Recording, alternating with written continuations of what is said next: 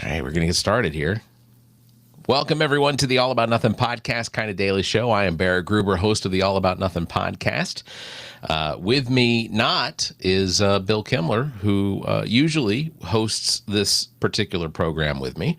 If you listened to the last episode that we did, which was back in February, end of February, Mr. Kimler announced that he was not going to be doing this show. He was leaving. He was departing because he was going to be running as the campaign manager for Dr. Jamil Brooks, who is running for State House for her district. I think it's 12. I could be wrong, but I think it could be 12. So Bill is not going to be able to join me back on this program until potentially sometime after November. That would be my hope, is that Bill will be able to come back and do the show with us. But that is a good ways down the line. So just to give you sort of a heads up, Bill isn't going to be able to do this program until he is able to return, which isn't going to be again until November. But until then, if you want to participate in the show, you can chat with us on YouTube, Twitch, Facebook, or wherever else you're listening or watching. You can find links at theallaboutnothing.com. Please also consider following and subscribing wherever you're listening to us. That would be great. We would love that. It has been a little more than 2 months since we've done this kind of daily show, and I appreciate everyone who has waited patiently for us to come back, me to come back, I guess. There were some plans in the making as far as having another guest host come on with me, but we haven't quite gotten that put into concrete yet. So it's something we're still working on, and when we do, I think everyone will be pleased. It's someone that if you listen to this podcast, it's someone that you will probably recognize because they have been on multiple times. They have had their own podcasts in the past, so I will be excited to introduce them when that is available. But right now, it's not, and that's mostly because I put a timeline out that was maybe not quite far enough ahead in order to make that happen, but that's me. That's how things happen, and frankly, I'll work with what I have. So, with that said, a lot has gone on since the last episode that we did, and when I say a lot, I mean like a lot. Because if you think about it, so since February, which I think our last show was like end of February, we have launched a war with Iran. That war has had multiple ceasefires and has come back and gone back and forth. And, you know, whether it's Israel ignoring any ceasefires or it's Iran attacking or laying mines in the Strait of Hormuz, or it is the United States basically becoming a pirate entity and overtaking Iranian ships or ships that are flying the Iranian flag through the Strait of Hormuz. I mean, it's been such a back and forth, and it's not really settled on exactly what it is that's going on. You know, as of today, we were supposed to be guiding ships through the Strait of Hormuz, and at least at last report, it sounds like there were 2 American flag merchant ships that did transit the Strait of Hormuz.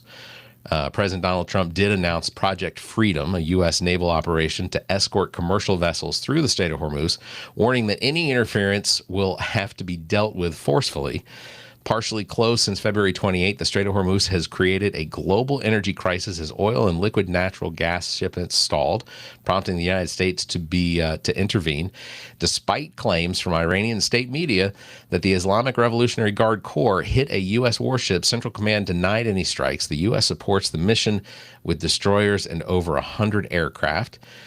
Internationally, security expert Robert Page argued on Monday that Trump's made a public bet, warning the strategy has only 2 likely outcomes: a major military escalation or humiliation for the United States. By sending escorts, the United States has made itself directly responsible for keeping the corridor open if the operation fails, even once, Washington must escalate to avoid a visible loss of global control around the authority. So that brings a lot of questions as far as what is the United States military's role now in the region. If we are under this ceasefire, and there are reports that Donald Trump is considering apparently a couple more potential, peace deals with Iran. It does seem as though that could potentially lead to an agreement with Iran, and that we could potentially see a release, or at least more ships flowing through the Strait of Hormuz. It doesn't seem as though any sort of deal is potentially going to come with any benefits for the United States, in the sense that, maybe for us buying gasoline and things like that, but we definitely seem to be on the losing end of this. Iran doesn't really seem to have any respect for the United States, in the sense that they don't see Donald Trump as a good leader. And I say that not in jest or anything like that, but I think they see some weaknesses that our president has, which I think that, if you are open-minded enough to recognize them, that you see them as well. It's this game between us and Iran, I think, only has potentially one outcome for the United States, and that's to make it look like we as a nation are foolish, that we entered into a war in February that really had no specific, it didn't have any real specific end point. There weren't any real set goals, because I think initially the goal was we were eliminating the likelihood that Iran would be able to produce nuclear weapons. Well, back in June of last year, we launched an attack against several nuclear sites that gave the impression that there was no likely nuclear development in Iran, because we had annihilated their entire nuclear facility program, whatever. And then it turned out that 7-8 months later, we have to go back and fight them again to prevent them from creating nuclear weapons. And we get all of the bullshit about how the Iranians rebuilt their nuclear program in 7 months. But in June of last year, we were told it was decimated. We were told that it was annihilated. And those are pretty definitive. There's not a lot of wiggle room on what those two things mean, unless, of course, you're part of the MAGA movement, and you are so staunchly behind and believe almost everything that Donald Trump says. Then, yeah, you absolutely probably believe that the Iranians have the ability to rebuild in 8 months from annihilation. Again, annihilation is an extremely finite term. Like, there's no wiggle room on that. Annihilation is gone, done, complete, nothing left. And yet, here we are in February. That's the reason we're going to war with Iran, is to prevent them from creating nuclear weapons that would potentially threaten the United States. Doesn't really seem feasible when you think about it. And I think that, for the most part, the people that support Donald Trump, if they heard the same rhetoric from a Joe Biden or from a Barack Obama, I think that they would probably question what it is they're hearing. They would probably have doubts about the idea that our president, whomever it was, announced that Iranians' nuclear ability, or their desire to build nuclear weapons, had been decimated. And then to turn around 8 months later to have to go back in to potentially do it again. It's not feasible. And I think that if you had used any critical thinking skills, you probably would have looked at this and said, that doesn't make sense. Why would 7-8 months. How do they rebuild in 7-8 months? So again, so that was initially what the idea behind us having to go to war with Iran was that we were preventing them from nuclear weapons. This was back in February. Then it was they were in the first hours of the war. They were launching attacks against several of our, I guess, allies in the region, the UAE, Israel, of course, Kuwait. We had Qatar, whatever your preferred pronunciation is, and so that was part of it. Was we were attacking them to keep them from attacking our allies or our military bases in the region, and that was sort of a tit for tat. We'd hit them, they'd hit us. We'd hit them, they'd hit us. And it just kind of continued to go back and forth like that. And at some point, it became all about the Strait of Hormuz, because the Strait of Hormuz has about a fifth of the world's oil comes through the Strait of Hormuz out of that region. And it goes all around the world from there. And that sort of has been the continuing theme of what we're doing in the region now, is trying to convince the Iranians to stop shooting at ships that are trying to traverse through the Strait of Hormuz. We're trying to prevent ships that have value from hitting sea mines that have been placed in the Strait of Hormuz. So it's again, this is a situation that 6 months ago wasn't occurring. That through diplomacy back in the 2010s, Barack Obama's administration had reached an agreement with the Iranians that they would cease the research and development of nuclear weapons, that they would stop. And I know that one of the tipping points for MAGA and Republicans is that, we gifted them billions of dollars, that we literally handed them cash to stop, which isn't really the case. This is the money that was freed up and returned to them was money that had been seized by the United States over the course of several decades, that was returned to them as part of this agreement, that they would not seek the enrichment of plutonium or uranium or whatever it is in order to create nuclear weapons, and that was working. I say that based on the reporting, is that this was actually working in Iran and or as a stabilizing piece of the for the region, that Iran was, their nuclear desires were mostly around the energy sector. And Donald Trump took office in 2017, and he tore up that deal.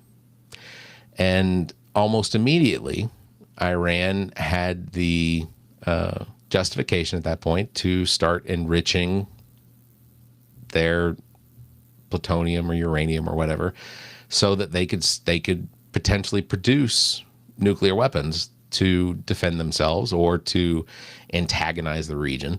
And I'm not going to be one of those people that says that, Iran is, we shouldn't be fighting Iran, because I am of the belief that Iran is a very destabilizing force in the region.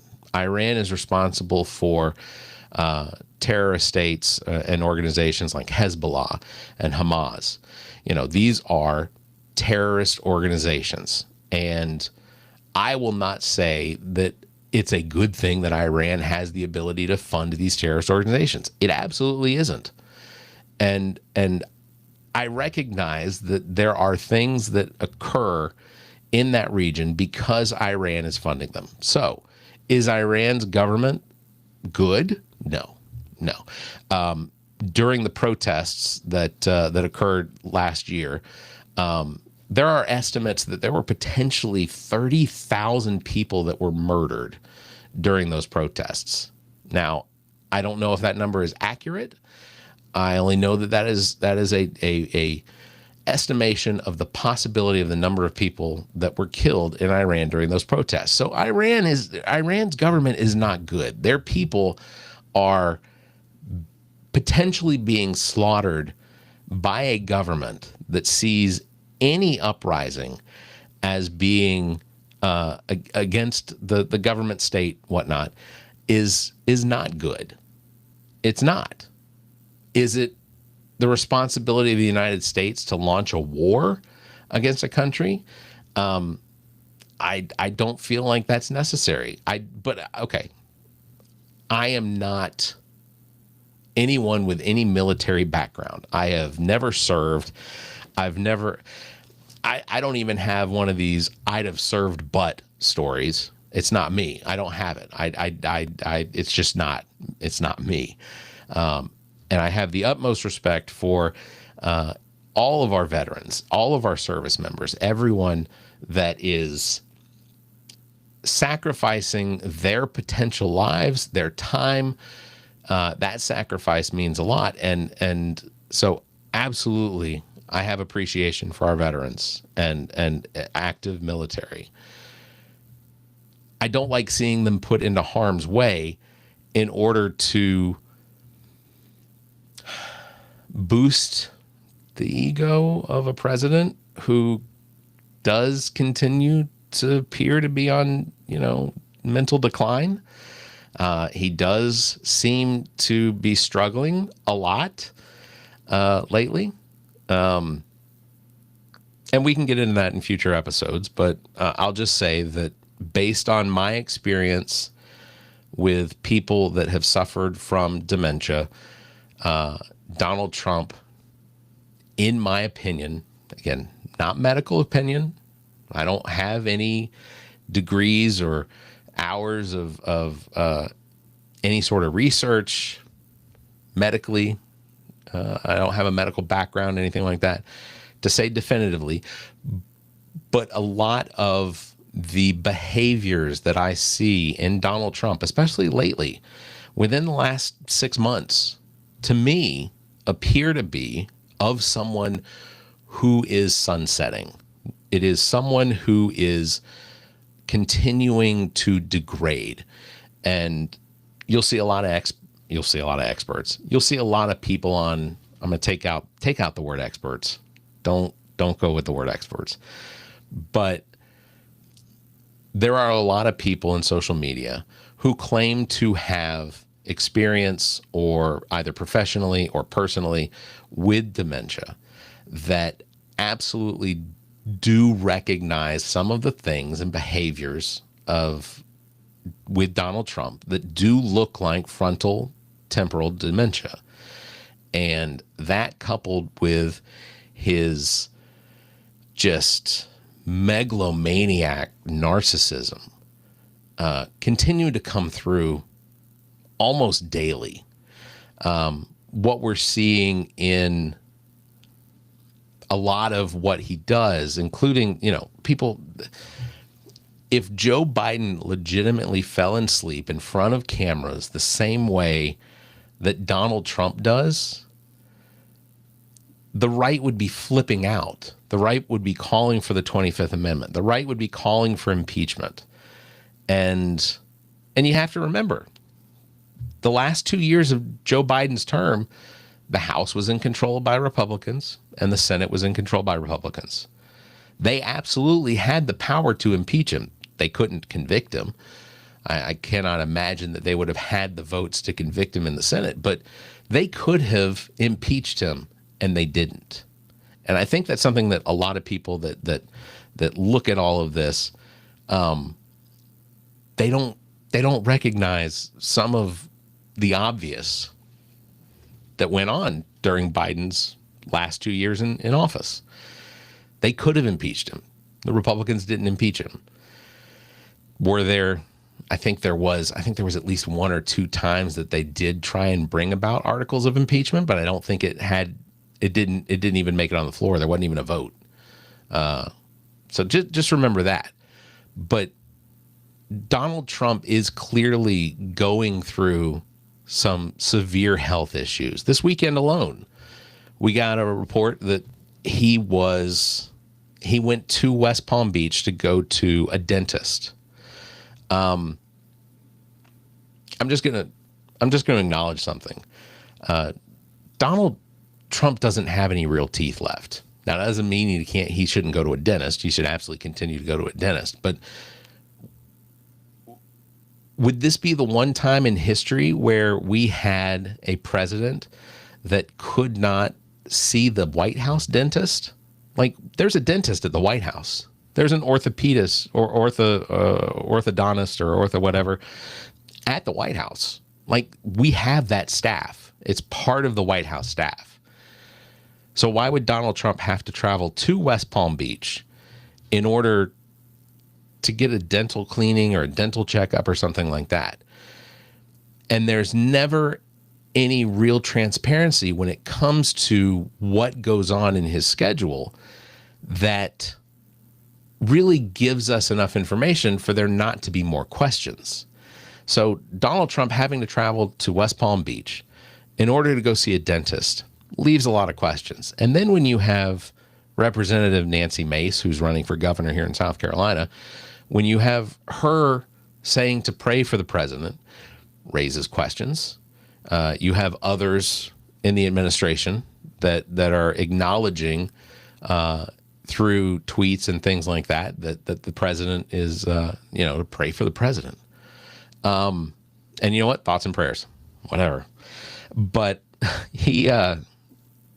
the lack of transparency, I think, is what makes things more and more difficult in order to try and understand or really get a grasp on what it is that's going on with this president and his health. He had another one of these cognitive tests, and that's mine on the board. And it took about half an hour to go through. And I will fully admit I got 29 out of 30. The part where you're supposed to tap out every time you hear the letter A, I tapped early because I was anticipating a letter A, and so 29 out of 30. Technically, I aced it. But Donald Trump recently had another cognitive test, which he was bragging about, and said that he had aced it, But according to the reports, there were like there were either 4 or 6 doctors in the room while he's taking this cognitive test. And this cognitive test isn't surgical. It isn't medical. It is simply designed. It's the Montreal Cognitive Assessment. And the whole idea behind this particular test is to get an idea of where an individual is cognitively. Are they on decline?